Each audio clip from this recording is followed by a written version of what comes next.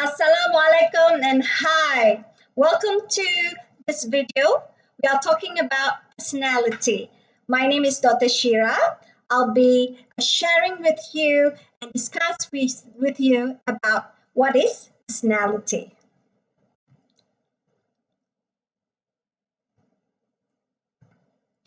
All right.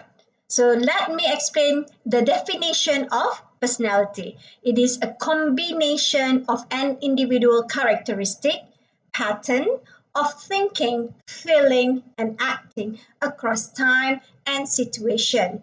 The word here is pattern. So if we have a pattern of always angry on something that is little, thing, then people might say that we are having a personality that like to be angry, or a personality that if we our pattern we like to be talkative, then people will label us with a personality of a talkative person. So if you can see here, there are three things that is considered as the combination of the three dimension that shapes personality. And you need to remember, it is a pattern, it is repetitive behavior that shapes our personality. Number one is due to our thoughts, whether it's positive thought or pessimistic thought, or in a balanced thought. Number two, feelings. Are we angry all the time, or are we feel dissatisfied all the time, or are we like to complain every single thing? So that what will shape our feelings, the personality. And the last one is our behavior. What kind of behavior? Destructive behavior or helpful behavior, or a person who like to gossip about other people and so forth. So the combination of these thought, feelings, and behavior, and it repetitively happen, it turns out to be a pattern of a person, and the cumulative of these shapes a personality. So these are the characteristics of personality. Number one, it is consistent. Okay, it is recognizable order of and regularity of behavior. People act same way or similar in variety of situation. Number two, psychological and physiological. Okay, personality is a psychological construct and also influenced by biological process and needs. Number three, so in other words, if a person has a different experience, and that also will shape who that person. For example, if a person from a war zone country, since he or she young as a child, then he or she will develop a certain war zone kind of like personality, behavior, and action. Personality influenced by our move, our response to environment, and also causes us to act certain way.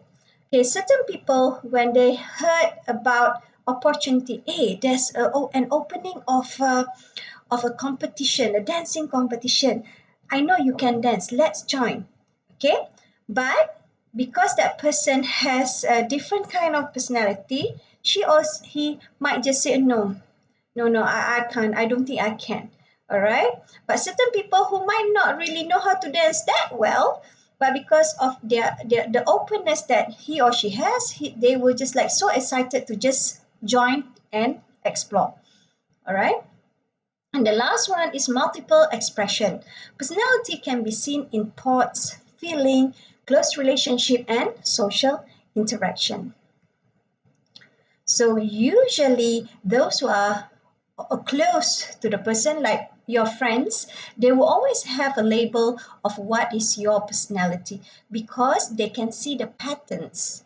Okay, when they ask you to go out for makan, then this type of pattern that you will behave, right? So that kind of characteristic, multiple expressions. So at the end of the day, personality by the scientists, psychologists, they categorize into the big five factors.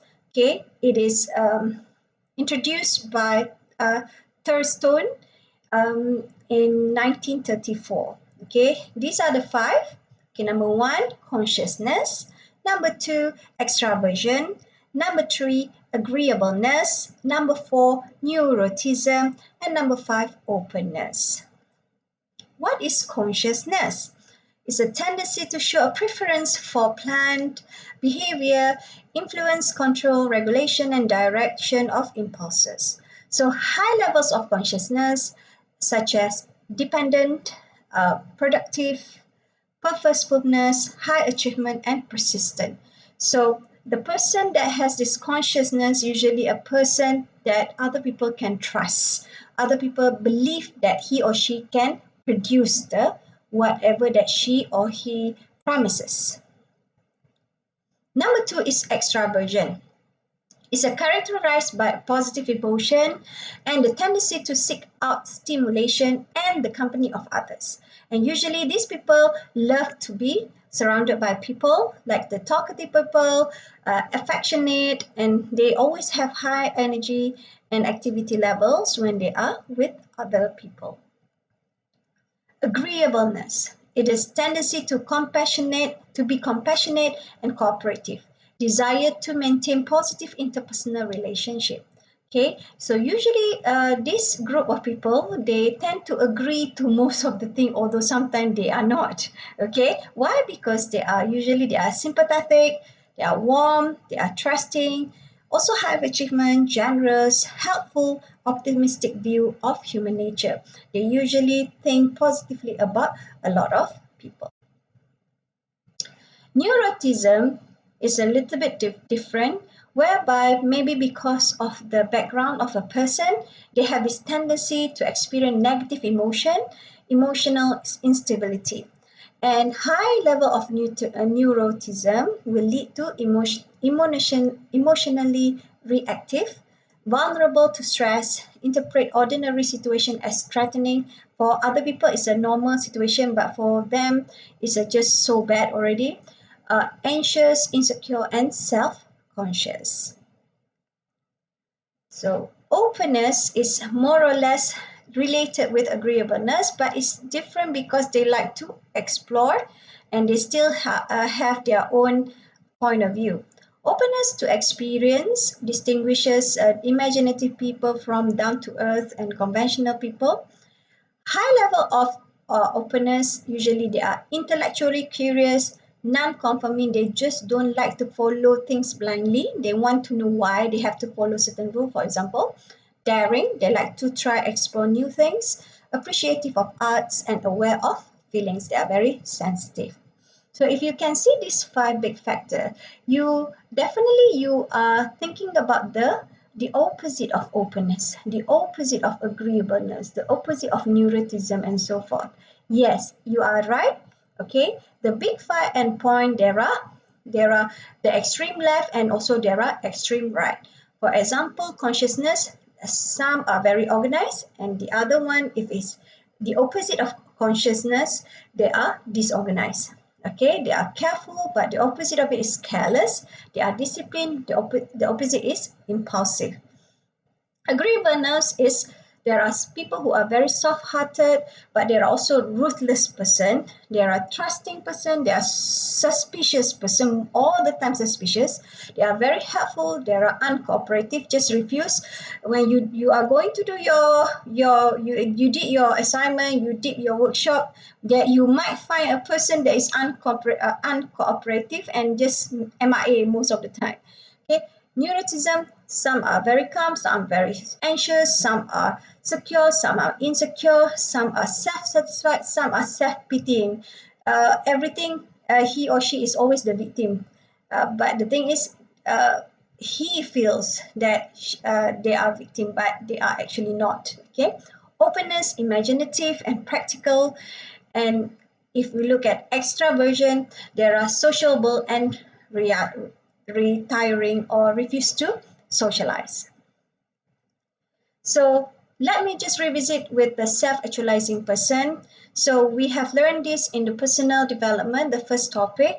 So let me actually remind all of you that all of us need to have to know ourselves and to ensure that we fulfill our highest potential so that we have the self-actualization whereby we feel secure about ourselves and we feel happy when people achieve their goals.